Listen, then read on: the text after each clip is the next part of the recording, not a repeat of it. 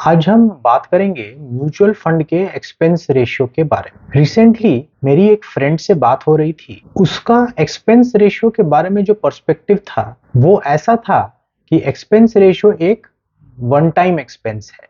उसका ऐसा मानना था कि अगर वो 100 रुपए म्यूचुअल फंड में इन्वेस्ट कर रहा है और उस म्यूचुअल फंड का एक्सपेंस रेशियो अगर 1.5% है तो mutual fund company out of 100 rupees 1.5 rupees अपना एक्सपेंस रेशियो अलग कर लेगी और जो बैलेंस 98.5 रुपीज है वो इन्वेस्ट कर देगी और वो 98.5 रुपीज इन फ्यूचर कंपाउंड होके बढ़ता रहेगा। तो मेरे फ्रेंड का अजम्पशन ऐसा था कि एक्सपेंस रेशियो एक वन टाइम एक्सपेंस है, पर ऐसा होता नहीं है। एक्सपेंस रेशियो हर दिन आपके इन्वेस्टेड मनी से डिडक्ट होता रहता है। सपोज आपके पास 25 लाख रुपए हैं इन्वेस्ट करने को। बिकॉज ये अमाउंट बड़ा है, आपके मन में ये ख्याल आ सकता है कि क्या ये मैं खुद से इन्वेस्ट करूं या किसी पोर्टफोलियो मैनेजर के थ्रू इन्वेस्ट करवा लूं। तो पर आपने ये डिसाइड किया कि पोर्टफोलियो मैनेजर का एक्सपेंस तो बहुत ज्यादा आ रहा है, तो खुद ही से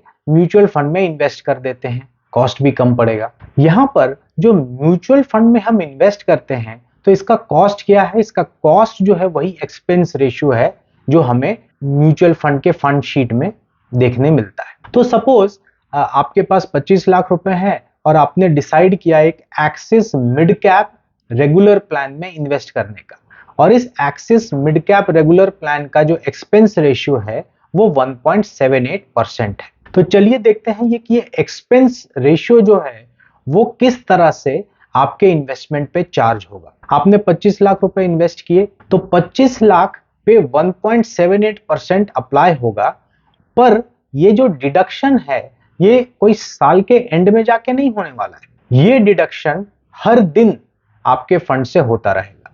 तो इसका कैलकुलेशन कैसा है? 1.78% divided by 365 into 25 lakh rupees. तो ये करीब करीब 120 रुपए के आसपास आता है, 121 रुपीस के आसपास आएगा ये वैल्यू। तो चलिए इस क्वांटम को समझने की कोशिश करते हैं कि ये कितना बड़ा क्वांटम है। आपने याद रखिए, आपने 25 लाख रुपए पोर्टफोलियो मैनेजमेंट सर्विसेज को नहीं दिया था, आपने खुद से इन्वेस्ट किया था ये समझ के कि इसका कॉस्ट कम आएगा म्यूचुअल फंड में इन्वेस्ट करने से खुद से। तो हर दिन अगर लगभग 121 रुपीस आपके इन्वेस्टेड मनी से अगर डिडक्ट हो जाता है तो साल में ये वैल्यू करीब 44,500 रुपीस का बनता है। हर साल आप अपने म्यूचुअल फंड कंपनी को 44,500 रुपीस दे रहे हैं। क्यों दे रहे हैं? क्योंकि आपने म्यूचुअल फंड में 25 लाख रुपए इन्वेस्ट किए और उस म्यूचुअल फंड का एक्सपेंस रेशियो 1.78% है। और एक्सपेंस रेशियो में एक जरूरी बात यह भी समझने की है कि बिकॉज ये जो डिडक्शन है वो हर दिन होता है, 365 दिन अगर आपका पैसा इन्वेस्टेड है तो 365 दिन ये एक्सपेंस रेशियो डिडक्ट होता रहेगा। तो बिकॉज ये डेली डिडक्शन है तो इसका जो कंपाउंडिंग इफेक्ट है आपके मनी पे वो भी बहुत बड़ा है। एंड में हम देखेंगे कि अगर ये एक्सपेंस रेशियो कम होता तो आपका पैसा कितना बढ़ जाता। तो चलिए सबसे पहले समझते हैं कि ये एक्सपेंस रेशियो होता क्या है। एक लेमैन लैंग्वेज में अगर समझा जाए, सपोज एक म्यूचुअल फंड का मार्केट वैल्यू ऑफ इस एसेट्स, अगर उसका एसेट शेयर्स है तो सपोज एक साल में उस म्यूचुअल फंड का शेयर्स 10% ग्रो किया और उस म्यूचुअल फंड का एक्सपेंस रेशियो 1.5% है। तो as per SEBI's guidelines mutual fund को ये परमिशन है कि उस 10% में 1.5% on account of expense ratio उसको साइड कर लिया जाए और इन्वेस्टर को सिर्फ 8.5% का गेन ही फॉरवर्ड किया जाए।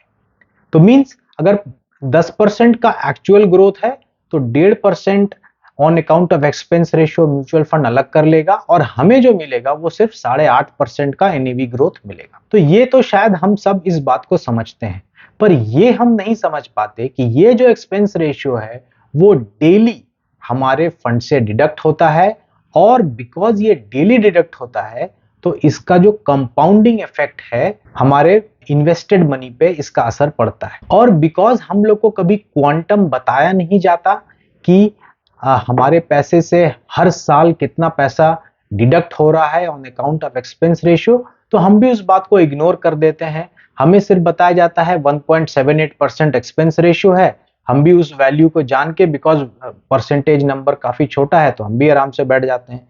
पर इमेजिन कीजिए कि आपका पोर्टफोलियो साइज 25 लाख रुपए है, आपने म्यूचुअल फंड्स में इन्वेस्ट करके रखा हुआ है।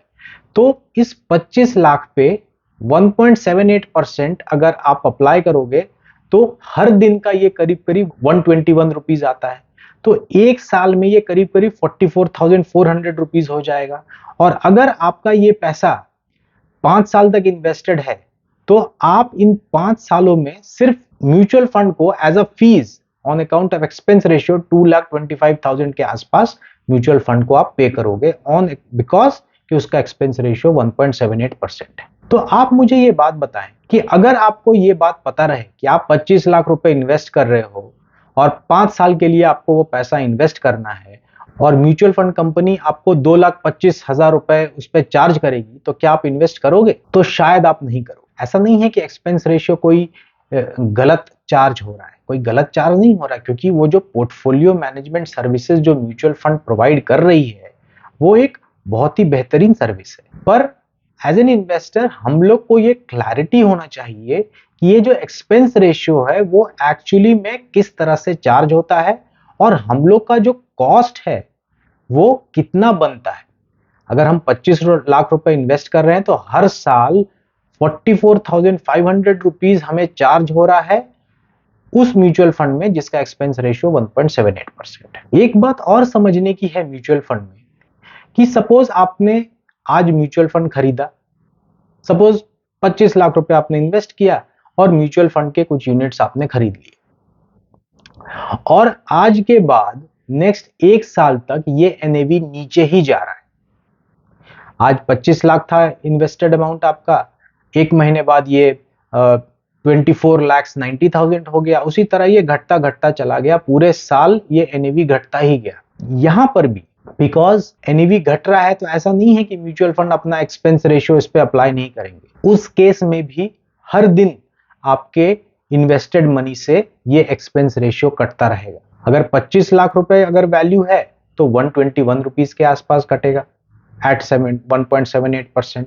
अगर ये वैल्यू घट रहा है तो ये 121 के जगह में 120 हो जाएगा या 119 हो जाएगा। जैसे जैसे एनईवी घटता जाता है ये एक्सपेंस रेशियो का जो कैलकुलेशन है ये भी घटता जाएगा। क्यों? क्योंकि 1.78% divided by 365 into the market value of your invested money. अगर मार्केट वैल्यू 25 लाख है तो ये 25 लाख रुपए के ऊपर अप्लाई होगा। अगर मार्केट वैल्यू 24 लाख हो गया है घट के तो ये 24 लाख रुपए पे अप्लाई होगा। तो एक्सपेंस रेशियो कम कटेगा अगर आपका मार्केट वैल्यू कम हो गया है, एनएवी नीचे जा रहा है। बट भले एनएवी नीचे जाए या ऊपर जाए एक्सपेंस रेशियो तो डिडक्ट हो ही जाता है। और हम लोगों को एज एन इन्वेस्टर ये पता होना चाहिए कि भले म्यूचुअल फंड ऊपर जाए या नीचे जाए एक्सपेंस रेशियो हमारे ऊपर अप्लाई होता ही रहता है। अब जरा कंपेयर करके देखते हैं। मान लीजिए आप म्यूचुअल फंड्स नहीं खरीद रहे, आपने स्टॉक्स खरीदा, उस पे कितना चार्ज आता है? स्टॉक्स खरीदना भी कोई फ्री में नहीं आता, स्टॉक्स खरीदने में भी चार्जेस लगते हैं। एक म्यूचुअल फंड में हमने देख लिया कि हमने कंपेयर किया कि एक म्यूचुअल फंड है जिसका एक्सपेंस रेशियो 1.78% है और ये 1.78% एनुअल रिकरिंग एक्सपेंस है और ये हर रोज आपके फंड पे अप्लाई होता है। अगर आप स्टॉक्स खरीद रहे हैं तो स्टॉक्स पे भी आपको ब्रोकरेज लगेगा, जीएसटी लगेगा, सिक्योरिटी ट्रांजैक्शन टैक्स लगेगा, स्टैम्प ड्यूटी चार्जेस लगेगा। तो ये मैं एक एक्सिस डायरेक्ट का वैल्यूज ले रहा हूं यहां पर।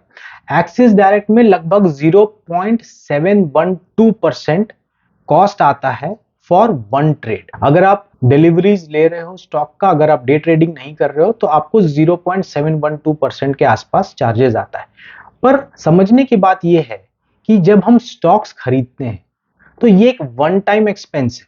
अगर मैंने 25 लाख रुपए का स्टॉक खरीदा तो 0.712% जो है वो उसी दिन लगेगा। ऐसा नहीं है कि वो हर रोज उसका प्रोपोर्शन हर रोज लगता है। तो 25 लाख का 0.712% आता है करीब करीब 17,800 रुपए। ये वन टाइम एक्सपेंस है। पर वही अगर हम म्यूचुअल फंड खरीदते तो ये expense ratio annual recurring expense है जो हर साल हमारे हर दिन हमारे फंड से डिडक्ट होता। स्टॉक्स में ऐसा नहीं है कि कुछ एनुअल रिकरिंग एक्सपेंस नहीं है। जो डीमैट चार्जेस है, जो डीमैट एएमसी चार्जेस है, वो एक रिकरिंग एक्सपेंस है, बट वो बहुत स्मॉल वैल्यू है, करीब 600 700 1000 रुपए के आसपास वो एनुअल वो चार्ज होता है हम लोगों को। डीमैट चार्जेस बहुत नॉमिनल है। अगर 25 लाख से कंपेयर किया जाए तो डीमैट चार्जेस करीब 0.05% के आसपास ही आएगा, उससे ज्यादा वो जाएगा। In terms of cost of holding the funds देखा जाए तो म्यूचुअल फंड्स स्टॉक्स के कंपैरिजन में काफी एक्सपेंसिव है। स्टॉक्स में वन टाइम एक्सपेंस लगता है। अगर एक्सिस डायरेक्ट के थ्रू आप इन्वेस्ट कर रहे हो तो 0.712% के आसपास लगेगा।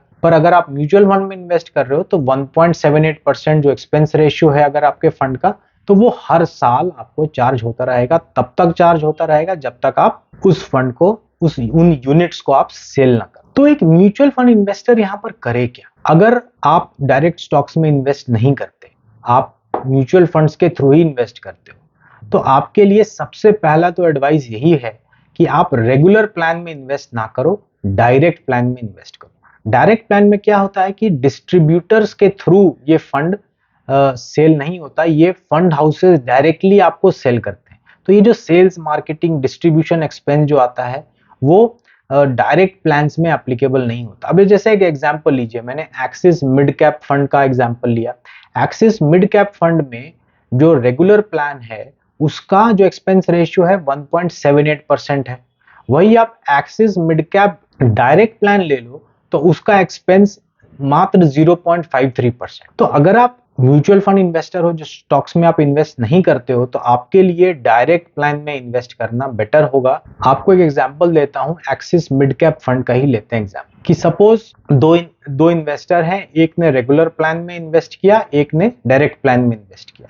दोनों ने 25-25 लाख रुपए इन दोनों म्यूचुअल फंड में लगाया। जो रेगुलर प्लान है उसका एक्सपेंस रेशियो 1.78% है और डायरेक्ट प्लान है उसका एक्सपेंस रेशियो 0.53% है।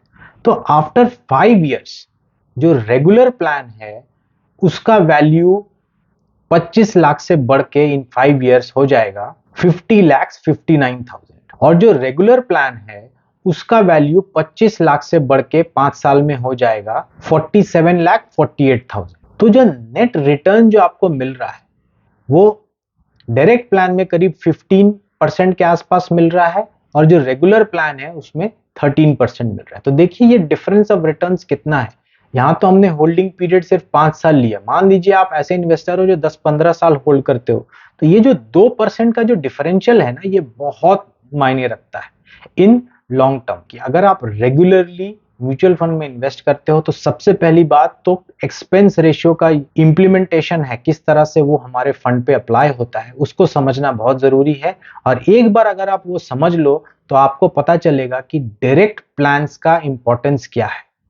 कभी भी इन्वेस्ट करो, अगर आप डायरेक्ट इन्वेस्ट कर रहे हो, किसी के एडवाइस पे इन्वेस्ट नहीं कर रहे हो, तो आप डायरेक्ट प्लान में ही इन्वेस्ट करो। आपके लॉन्ग टर्म वेल्थ बिल्डिंग में ये बहुत मदद करेगा। Thank you very much for watching. अगर आपको ये वीडियो अच्छा लगे तो प्लीज लाइक, शेयर और कमेंट करें और प्लीज मेरे चैनल को सब्सक्राइब करें।